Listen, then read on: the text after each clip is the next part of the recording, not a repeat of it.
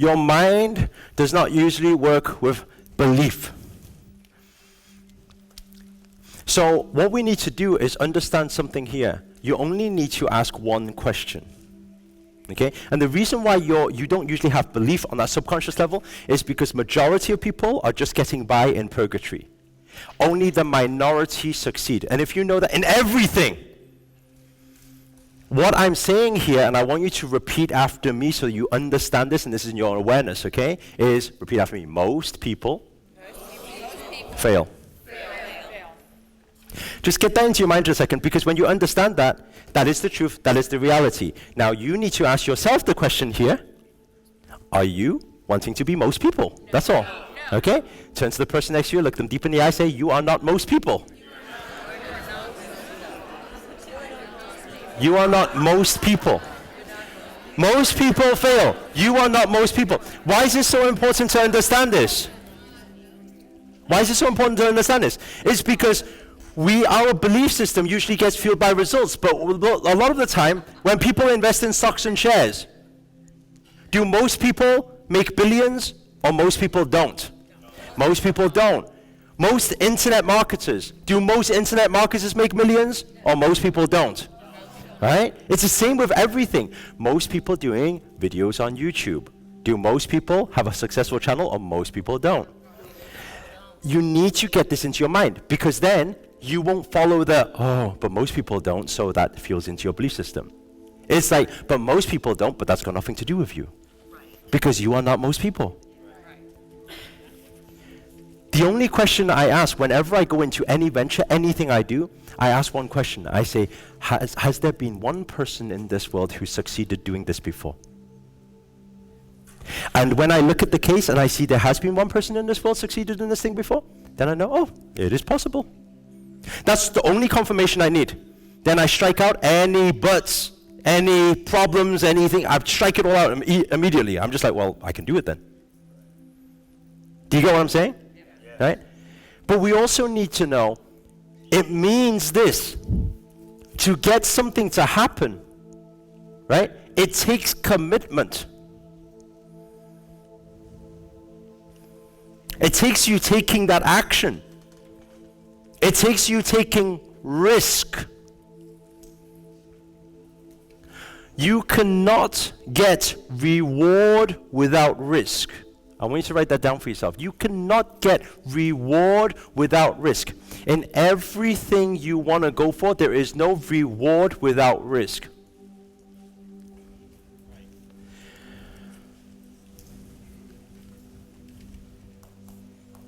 People do this, and there will be people in this room as well, do this in different areas of life. You want to have a look, let's just have a look first, see if this thing kind of works, and if I can see some results here, then I'll invest more time or money. It doesn't work that way. You get back what you put out. No, but let me just put a bit in, and let's see the bit go up a little bit at least, just give me a bit of confidence, then I'll put a little bit more in. It doesn't work like that. Why? On Sunday you'll come to understand everything as energy. If everything is energy and energy is everything, what is opportunity? Right? Opportunity, I call them opportunity portals. When that opportunity portal is open in front of you, that is energy. And the thing is this, when the opportunity portal is going, okay, energy loves attention. That's why they attract. If you don't give energy, what happens is energy will travel to find somewhere else where it can find the attention. So what happens a lot of the time when something is happening, when there's it seems like an opportunity here. You're like, but I'm not quite sure, I don't know. Let me do this. Let me just put a little bit of attention there, okay, and see how it works. And if it's a fast energy, it wants a lot of the same response. If you say, let me put a little bit there, it'll be leaving you. It's not working. You see, I knew it wouldn't work. No, because if you took a different approach, it would have worked differently. Do you get what I'm saying? If you look at my story in exactly the same way, Bam, 40K didn't work. It's okay, next month, 30K, bam, still didn't work. It's like, okay, I'll fly to Malaysia. Bam, go out there, still didn't know how to sell. It's okay, keep going, right? Then what happens is, just 1 year, 2 years down the line, people say, wow, how did it happen so fast? You've got everything now. No, because I put everything in. I committed fully. This happens in business. This happens in relationships. It happens a lot in relationships, especially people who have been hurt in the past. You take yourself into that next relationship, and what you do? You kind of think, well, let me just play it carefully first. Let me just see how they are first, and if they are nice to me, then I'll give a little bit more love. I can't just go in and I can't say that I love you word. That's like, no, not yet. We're not ready for that shit. Right? They say I love you, and you're like, okay, thank you. And then a few weeks later, they say, how come whenever I say I love you, you don't you don't respond to it? Love, okay? Let me tell you something. Love, okay, is not, you don't just love people like that, Love is a very, very special thing, You don't just say it to anyone like that. So, what is this? This is fear. Opposite of love is fear. Love is an expression of that energy. If you don't express that energy, you can't express that energy, it's the fear. The fear of vulnerability. Oh, if I expose myself like that, what happens if it... And then what happens is, because you don't commit fully, right? That person ends up going somewhere else. And you're like, you see, I knew I shouldn't. Good job I didn't waste my love there, No, you didn't see. You didn't see anything at all. Because you did not commit. If you commit, it would be a different response. There's no such thing as an action without a reaction.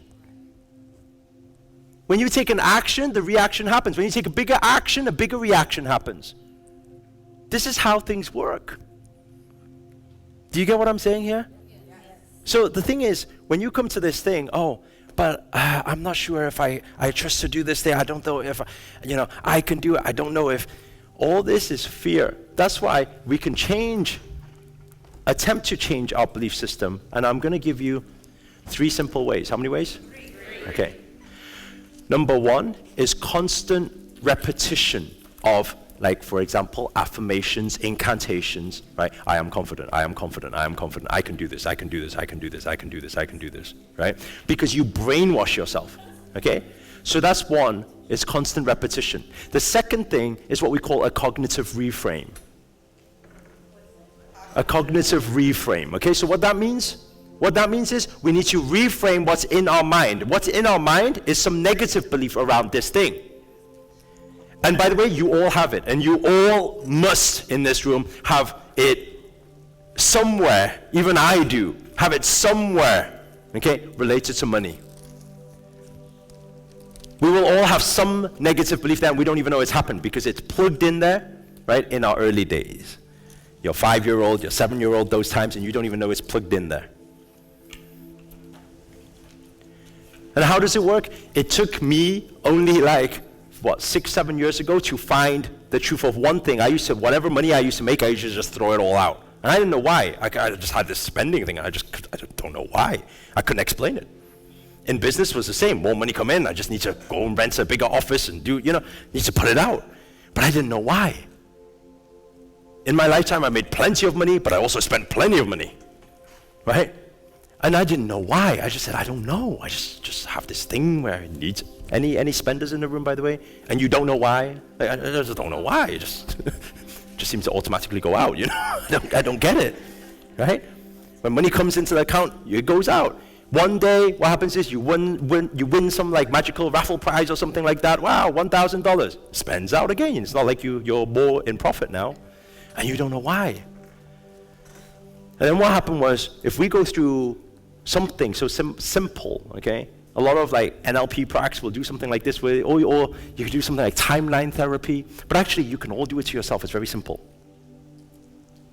Is if you go back, whatever you feel the lack in, right? Whatever you feel, I don't know why, I don't have much trust in this area. Whatever you feel the lack in, right? You take yourself back to your earliest child memory of something that's related to that. That's all you do. Take yourself to your earliest child memory of a situation that's related to that thing. For me, it was like, I don't know about this money thing. So, okay, my earliest child about money, making money. What did mom say? What did dad say? Mom, okay, I found it. One of my birthdays, I was 5 years old, right? All my friends came. Mom invited all the friends. And I remember asking, I said, Mom, where's Dad? Mom says, Dad's working. I said, why is Dad working? It's my birthday. And Mom says, well, Dad needs to work to make money because obviously he needs to make money and this is he's working hard making money. That's why he can't be here today. I'm like, oh. What's a childhood memory towards money? Is, money means no dad there. Oh, money means no family time. Oh, money means no love. Do you get what I'm saying here? And it just plugs in there, especially when you're so young. It plugs in there as that memory. Then you don't know why it is, but for some reason, it's just stuck there, right? Because how it works, okay, is very simple. It's like this. Okay, what's this? Yes. Give yourselves a hand. I knew you will eventually get to my level. I just didn't know how long it will take, okay? Okay. In your brain, at the stem of your brain, there's two parts. I'm going to relate to this in a lot of things I do this weekend. It's this very, very crucial part of our brain. Okay? There are two main parts, okay? This part here is called the amygdala, okay? This part here is called the hippocampus. Okay. The amygdala is in charge of the emotions. What's in charge of?